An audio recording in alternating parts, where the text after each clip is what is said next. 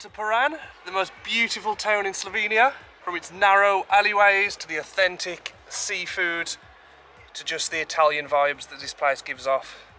It truly is stunning. One of the best places you can get lost in Slovenia, especially in these alleyways. Let me show you what I found. When visiting Piran, it can sometimes feel as if you're walking around in a postcard. The old town oozes charm with its maze of narrow streets and pastel-coloured buildings. Almost entirely surrounded by water, this is a place characterised by its seafood restaurants, salty sea air and glorious sunsets. I started off my day in Piran by visiting St Georges Cathedral, which sits upon a small hill near the centre of town and gives off the most amazing views of the coast.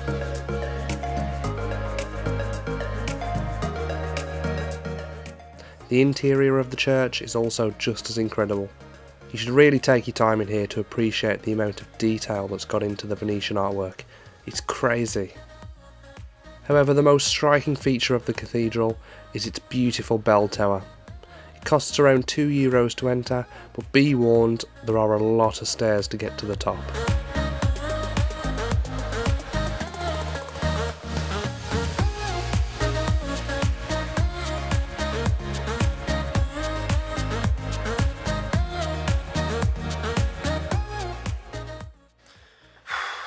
Okay, we made it to the top. Here we are. First impressions. Wow. Wow, look at that. It's a lot higher than you think too. That is worth the €2 to come up here. Wow. There's Tartini Square. That's where I had my breakfast this morning. Right. That's where I had my breakfast, right there this morning. Right in the courtyard. Beautiful place for a bit of breakfast.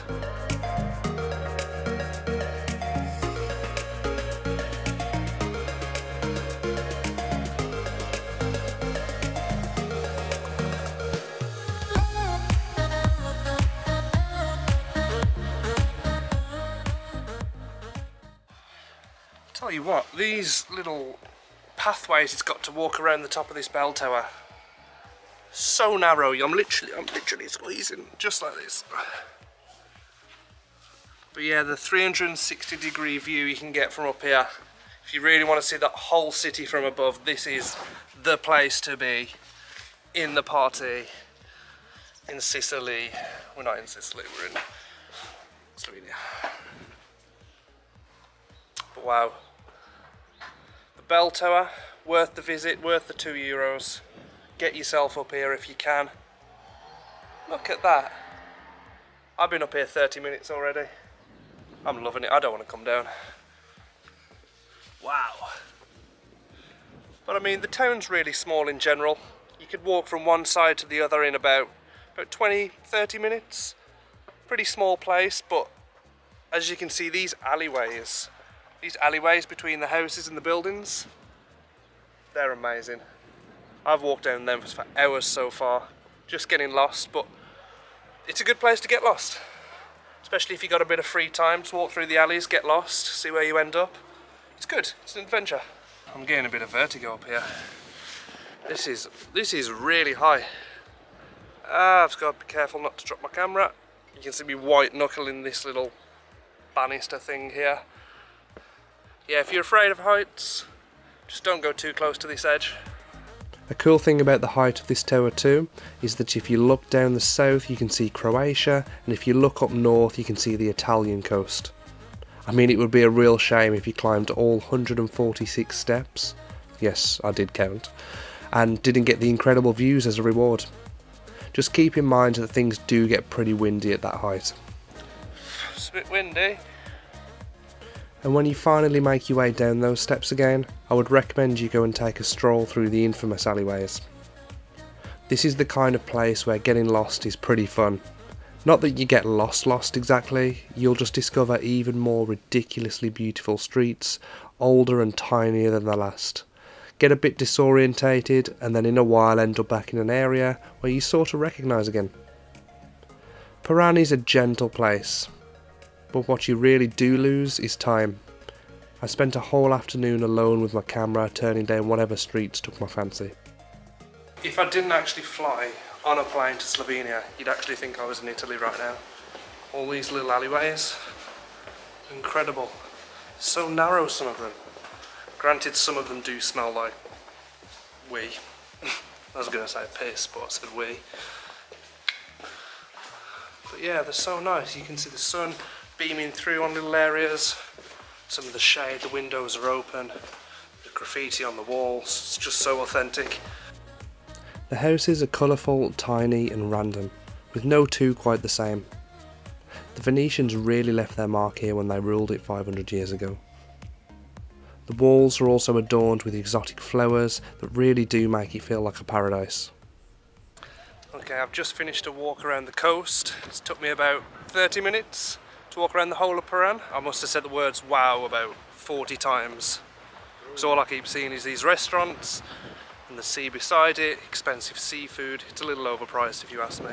Just a tad, but I mean, I'm sure it's nice. I'm going to eat there later on and see what it's like. I went here in October and I couldn't believe how quiet it was. There are shops and restaurants scattered around, but they haven't taken over the town. The busiest place that I did find was probably Tartini Square, which is where I headed next.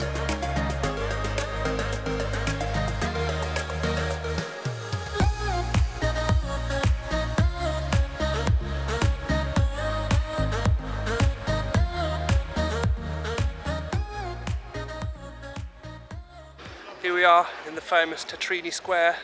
I love this place. This is beautiful. It's huge too. It's a huge, nice bit of flat ground here. Surrounded by cafes. I think that's the best thing about it. Surrounded by cafes. You can eat whatever time of the day. Lunch, breakfast, dinner. And it's just beautiful settings. Lovely place to eat. And there's Town Hall. Right there, look at that building. Can you see my hand? There we go. Beautiful, beautiful. Tartini Square is Piran's crown jewel. The magnificent oval-shaped square is one of the most attractive public spaces in Slovenia. In the middle of the oval-shaped square stands a statue of the Giuseppe Tartini, the Slovene composer and violinist that was born there and the square was named after. The edges of Tartini Square are full of shops and cafes with big terraces where you can sit down for a drink or a snack. Tucked away in the shade under a big umbrella, these terraces are the perfect spot to relax and people watch. Because let's be honest, who doesn't love to people watch? A stunning coastal town like Piran doesn't come without a beautiful little harbour. In the harbour you'll find colourful fishing boats, sailboats, small little pleasure yachts and beautiful old wooden boats.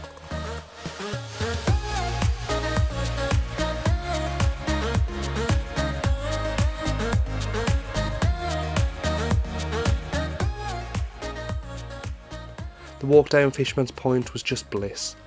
Walking right to the end and just sitting to watch the waves crash against the rocks may have been one of the most peaceful moments of my entire trip. I'm sure it's a great place to watch the sunset too. Whilst walking through the harbour I also stumbled across a small little aquarium. It was quite hidden actually, so be sure to keep an eye out for this one. The entrance price was €5 for adults and €3 for children.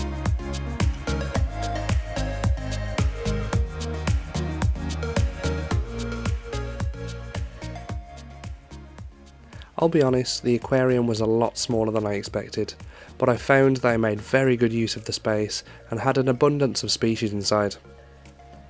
Either way, it was a cheap option to be entertained for half an hour or so.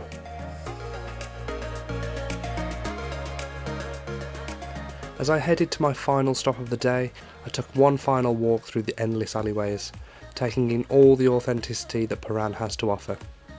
Without any cars around, because, you know, the streets are too small.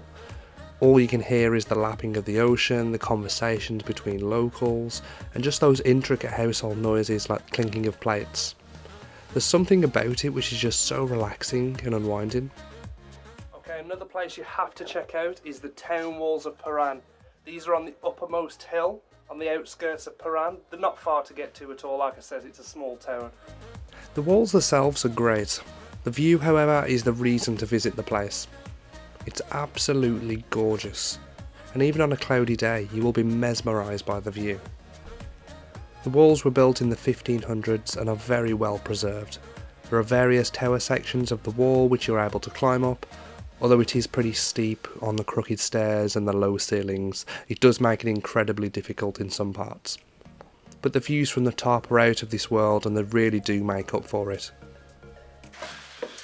I mean, why has no one put an elevator in these things yet? You're going to have some trouble getting up here. It's definitely not wheelchair accessible. As you can see, the old town of Piran sits snugly on its V-shaped peninsula, and surrounded by crystal clear blue water, it just makes it look incredibly stunning. So I just absolutely bonked my head off one of the stones coming down those stairs. Yeah, if you are going to go up the towers, watch your head please. I spent 2 days in Piran, and that gave me more than enough time to cover everything. I think even 1 day in Piran allows you ample time to see the whole town and get a feel for what makes it so appealing. And if you do have some spare time on your trip, there are also plenty of neighbouring towns that are only a short hike or bus journey away. With only 47 kilometres of coastline, I guess Piran isn't really what people associate with Slovenia. Most people come for the spectacular mountain ranges as opposed to the terracotta seaside towns. Then those that do want that type of thing, just head to Italy. I totally get it, it makes a lot of sense, but I kinda like it because the lack of tourism just makes Piran feel like a little secret. Okay, that concludes our visit through Piran, Slovenia. This has been by far my favourite town in Slovenia so far. I love the place, I love the vibes, I love the people here. Everything's just so calm and chilled. It's definitely a place I'd want to visit again. So if you can get yourself down here, it's worth the trip. There's no doubt in my mind that you're going to enjoy what you see. See you soon. Thank you so much for watching. Be sure to subscribe to my channel and ring the little bell if you would like to be notified of more of my upcoming videos and adventures. It would also mean the world to me if you could leave a thumbs up and a comment down below of what you thought of this amazing place. I shall see you all in the next video.